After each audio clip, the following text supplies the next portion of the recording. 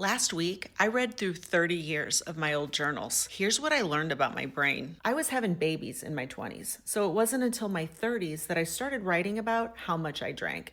I didn't think I was an alcoholic, but there were definitely some red flags. Same thing in my 40s. Alcohol was the main character. There were pages and pages of me just saying, I gotta stop this. Now, my 50s are all about the cool shit I'm doing now. I got a divorce, started a podcast, my business is booming. I go where I wanna go and I do what I wanna do. And while I'm not sober, I am free of the alcohol obsession. And if I had to sum up the difference between who I am now and who I was then, it's that I no longer waste time beating myself up. I know how to think intelligently, how to get my brain to work for me instead of against me. I used to believe my inner critic. If she said I was stupid, lazy, ugly, or incapable, I thought it was true.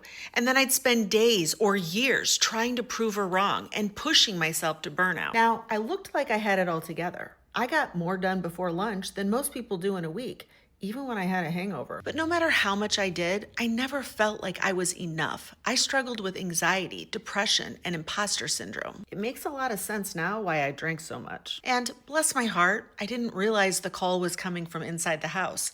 I was trying to fix my internal angst with external accolades, and I was swimming against a riptide of negative self-talk because I thought the only way to appease the voice in my head was to prove her wrong. But we all know you can't argue with crazy. Mental health is not about how many problems you have. It's how quickly you can recover from those problems. I used to get stuck in my problems because I couldn't just move on when I made a mistake. I didn't have the ability to pay attention to what really matters and ignore the distractions. And all of our distractions are just our own stupid, mean, counterproductive thoughts. Just like physical and financial health, mental health is not something you either have or don't have. It's not fixed. It's something you have to work on and invest in every single day. And when I finally started taking my mental health seriously, I started drinking like somebody who takes her mental health seriously.